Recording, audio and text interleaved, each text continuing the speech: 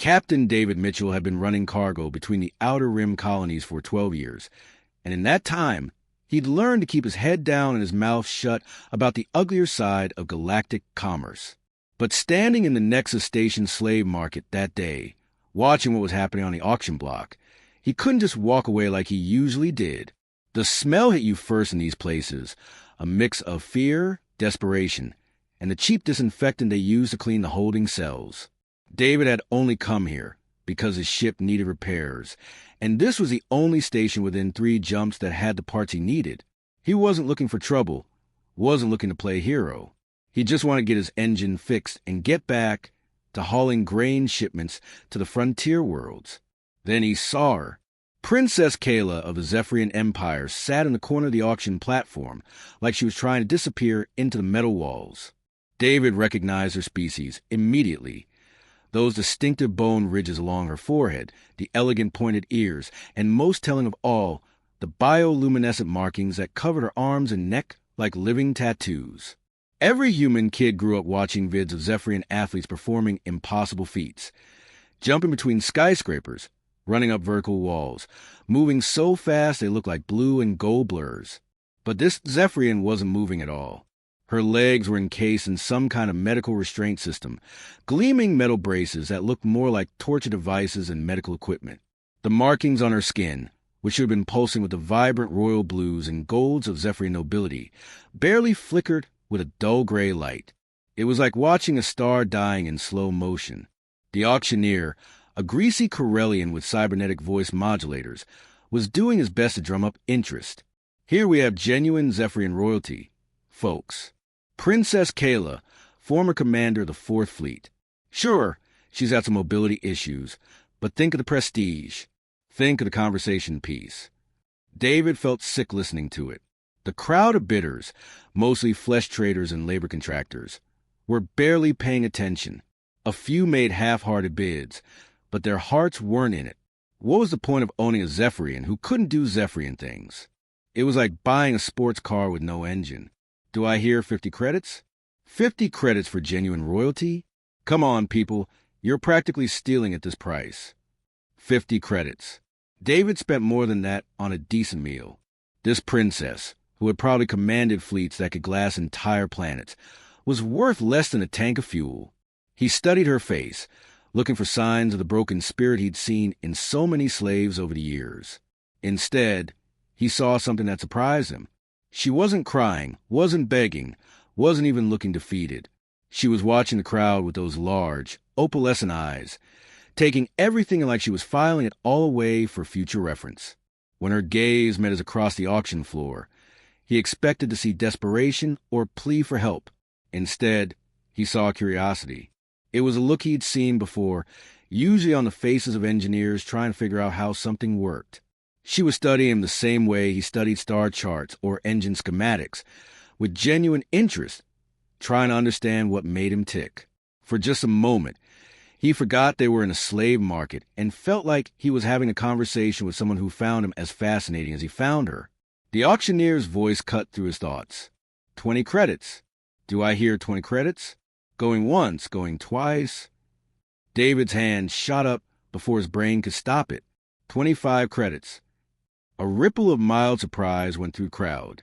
The other bidders turned to look at him, a human in a simple pilot's jacket, clearly not one of the usual customers. A few of them made token counterbids, but when David kept raising his hand, they quickly lost interest and moved on to the next lot.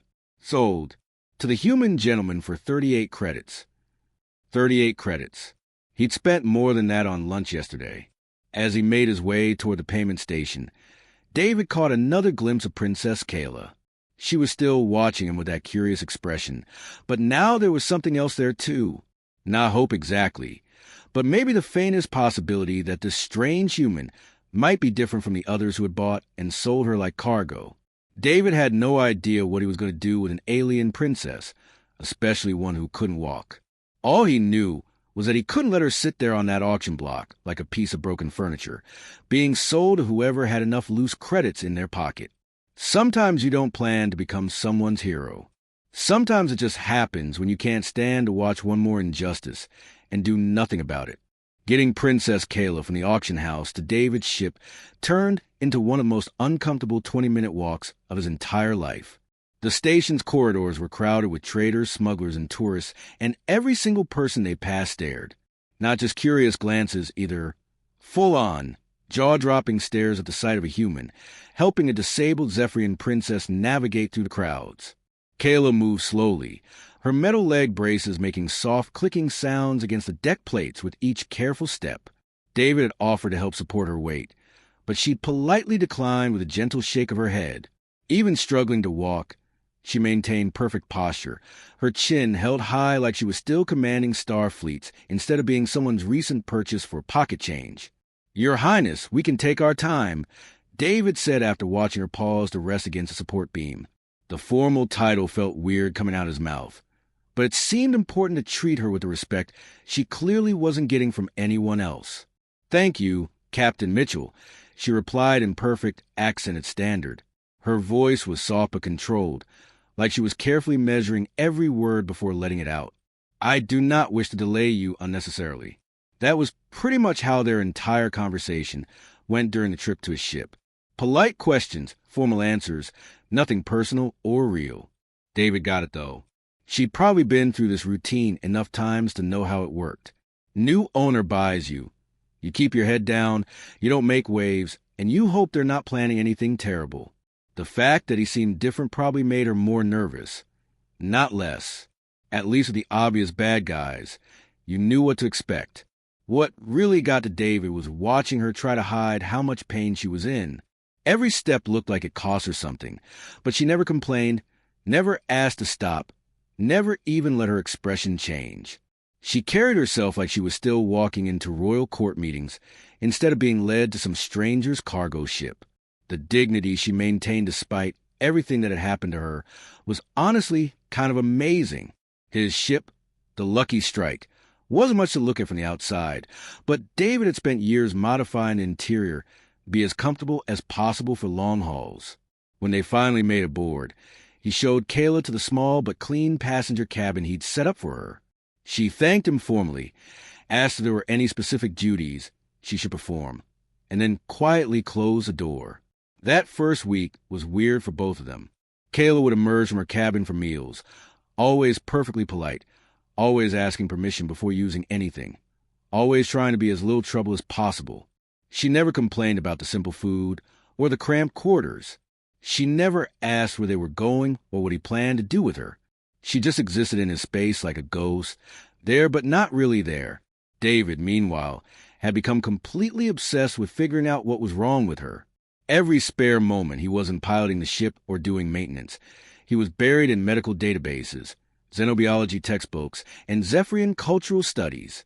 His ship's computer wasn't exactly a research station, but he'd upgraded the medical systems over the years and had access to a pretty decent scientific database.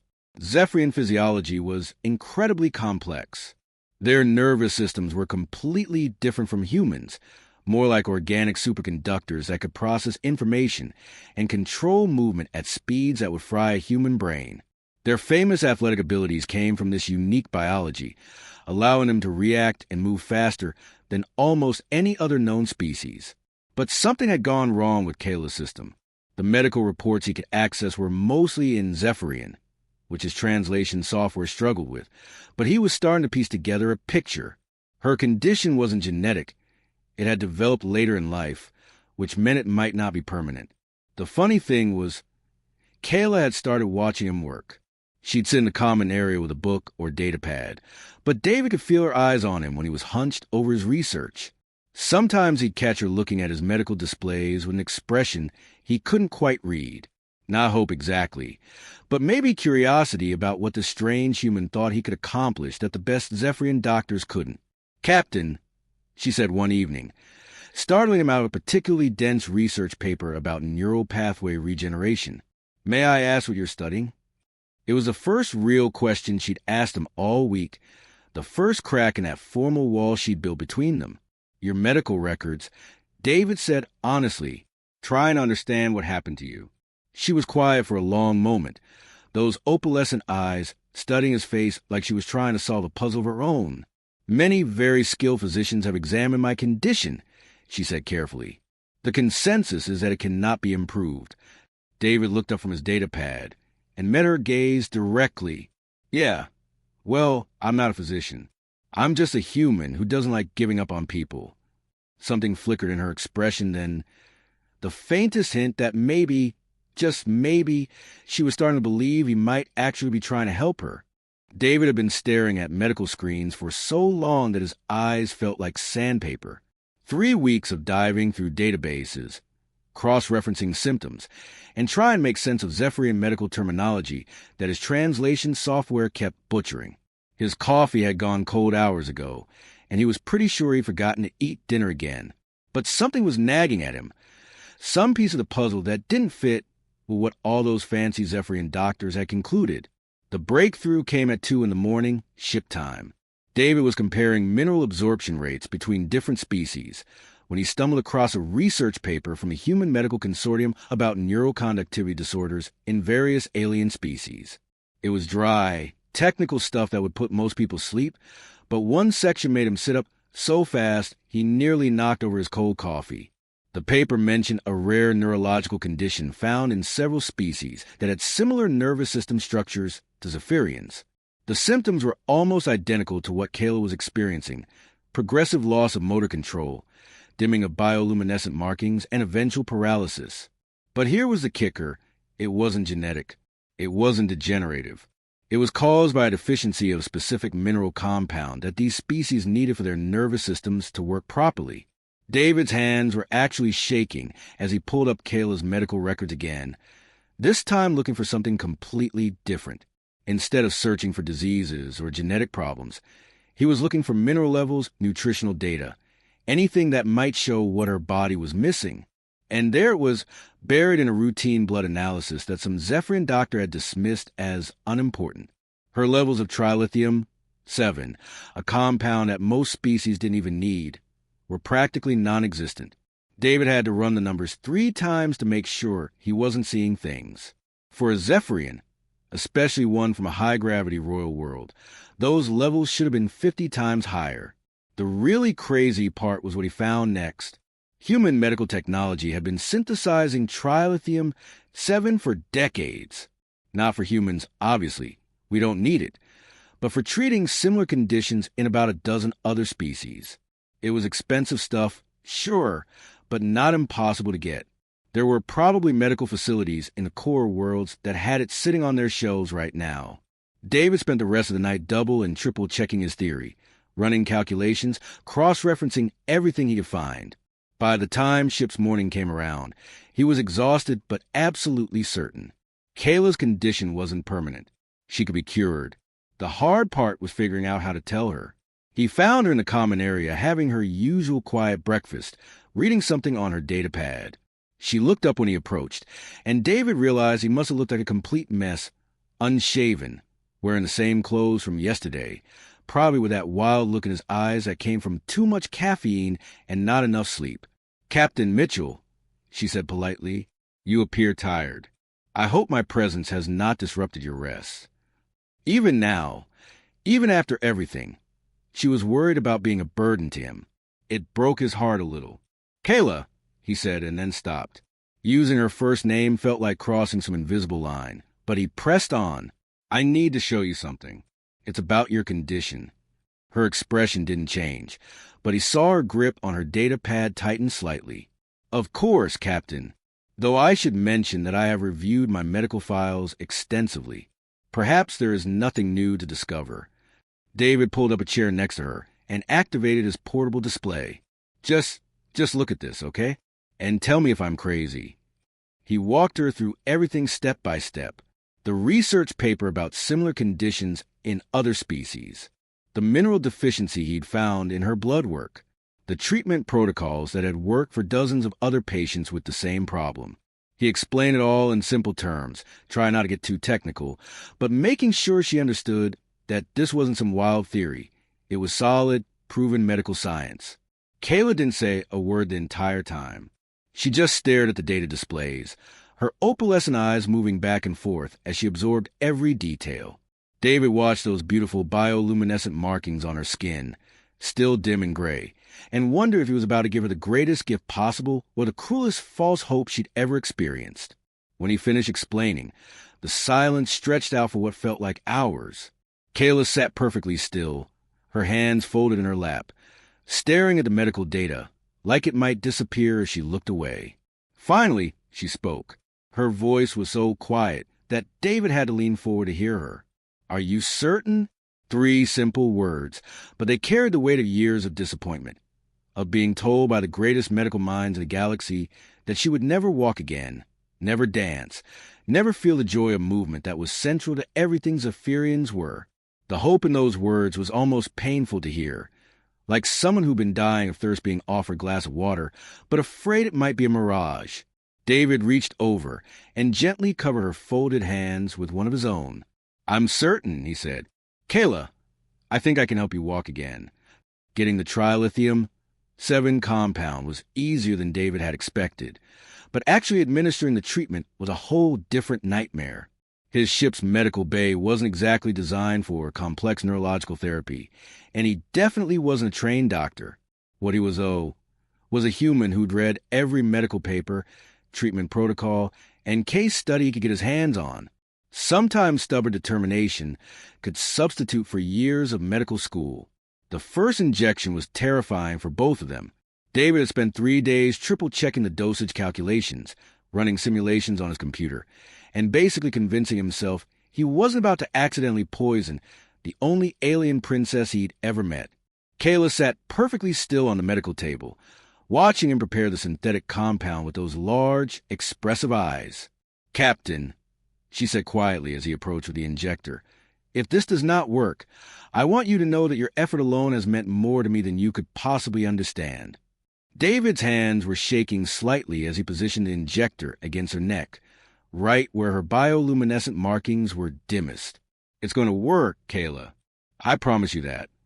The compound itself looked like liquid starlight, a pale, silvery substance that seemed to glow with its own inner light. When it entered her bloodstream, Kayla's markings flickered almost immediately, just for a second, like someone had jiggled a loose wire. It wasn't much, but it was something. The next few weeks turned into a routine that consumed both their lives. Every morning, David would administer a carefully measured dose of the compound, monitoring her vital signs and neural activity on screens that he'd never imagined he'd understand. Then came the physical therapy sessions, which were honestly brutal for both of them. David had rigged up a support system using spare parts from his cargo hold, metal rails that Kayla could grip while trying to work her leg muscles, resistance bands made from ship components, and a makeshift parallel bar setup that looked like something from a scrapyard. He wasn't a physical therapist, but he was an engineer, and engineers were good at solving problems with whatever materials they had available. Those first sessions were heartbreaking. Kayla would grip the support rails until her knuckles went white, straining with everything she had just to get her legs to respond. Most days, nothing happened. She'd spend an hour fighting her own body, sweat beading on her forehead, those dim markings flickering with effort, and achieve maybe the tiniest muscle twitch. But humans don't give up, and apparently, neither do Zephyrian princesses. Day by day, injection by injection, therapy session by therapy session, tiny changes started happening. It was so gradual that David almost missed it at first. A stronger twitch in her toes, her markings holding their color for a few seconds longer, the faintest sensation returning to her legs.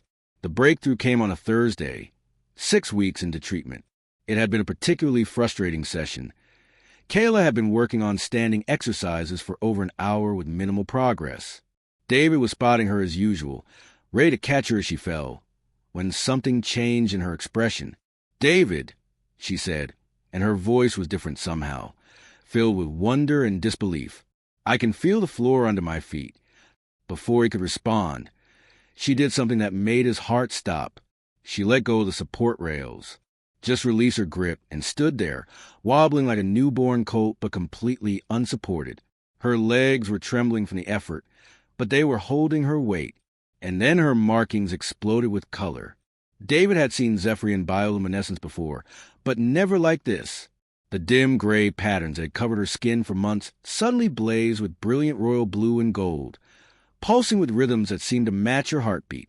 It was like watching a constellation come to life right in front of him. Tears were streaming down Kayla's face. Not tears of sadness, but pure, overwhelming joy.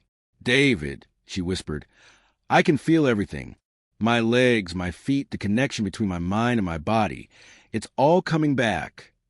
Then she took a step, just one careful, deliberate step forward.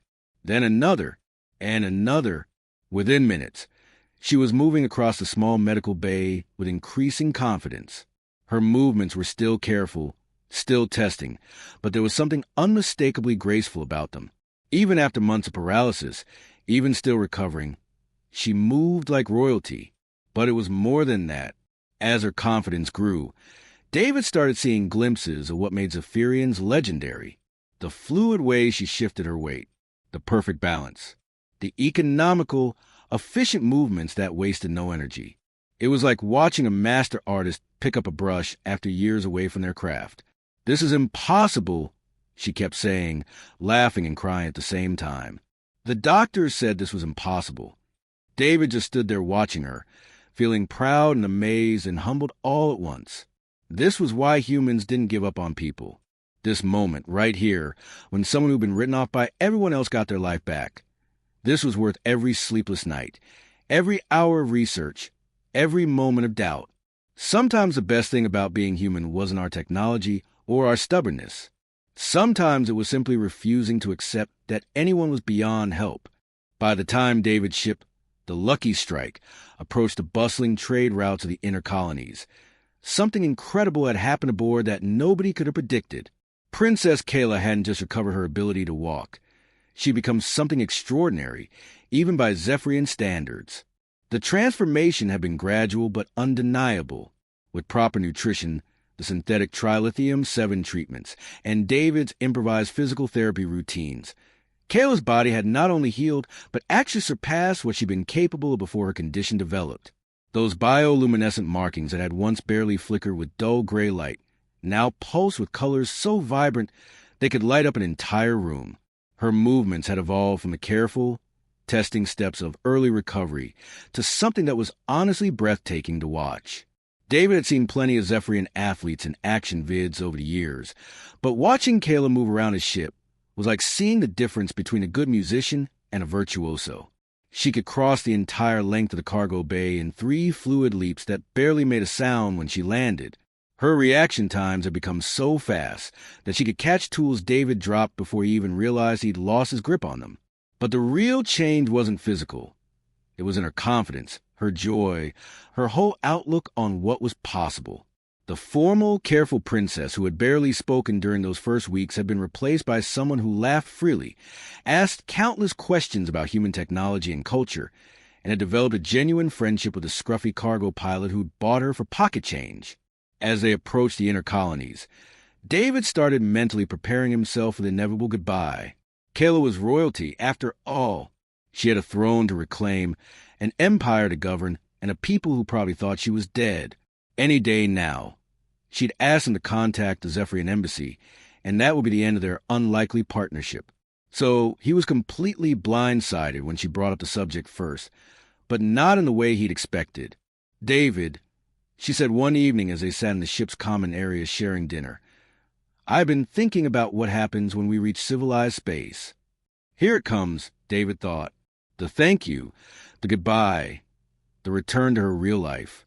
"I know you must expect me to contact my people," Kayla continued, "to return to my duties as a member of the royal family." David nodded, trying to keep his expression neutral even though the thought of losing her company made him feel surprisingly empty. "Of course. You've got responsibilities, people counting on you. I get it." Kayla was quiet for a moment, those opalescent eyes studying his face. "What if I told you that I do not wish to return to that life?" David nearly choked on his coffee. "What? But you're a princess. You've got an entire empire, Dash." "I have a title," Kayla interrupted gently, "and bloodline that entitles me to certain privileges. But you, David Mitchell, gave me something far more valuable than royal blood ever could." She stood up and began pacing around the small common area, her movements graceful and purposeful. You gave me hope when every doctor in the galaxy had given up on me.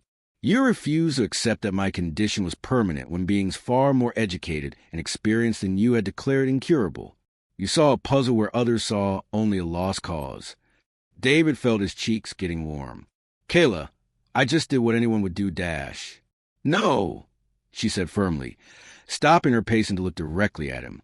You did what a human would do. You saw someone who needed help, and you helped them, not because you had to or because there was profit in it, but because leaving someone behind was unacceptable to you. She sat back down across from him, leaning forward with an intensity that made her markings pulse brighter. I want to stay with you, David. I want to be your partner in whatever comes next. You have shown me that there are others out there like me, beings who have been written off, declared hopeless, abandoned by their own people. I want to help them the way you helped me. And that's exactly what they did. Over the following months, David and Kayla developed a partnership that was unlike anything the galaxy had seen before. She used her royal connections and political knowledge to help David broker peace agreements between human colonies and various alien species who had been in conflict for generations. Meanwhile, David continued pushing the boundaries of xenobiology, developing treatments for conditions that other doctors had deemed incurable. Their ship became a traveling medical clinic, and diplomatic vessel rolled into one. They helped a colony of Andorian refugees recover from a plague that their own doctors couldn't treat. They mediated a trade dispute between human miners and silicon-based life forms who had been fighting over mineral rights for decades. They developed a treatment for a degenerative condition affecting elderly Corellians that had been considered a natural part of aging. Word spread throughout the Outer Rim and beyond about the human pilot and Zephyrian princess, who refused to give up on anyone. They became living proof of something important about humanity, that stubborn, sometimes illogical refusal to accept that anyone or any situation was hopeless. But more than that, they changed how the galaxy thought about cooperation between species. Here was a human and a Zephyrian, working as equals, combining their different strengths, perspectives to solve problems that neither could have tackled alone. They showed that the best of humanity wasn't our technology or our military might. It was our absolute refusal to leave anyone behind, and our ability to see potential where others saw only problems. Sometimes the most important discoveries aren't made in laboratories or universities. Sometimes they happen when one person looks at another and says, "I'm not giving up on you," and means it with every fiber of their being.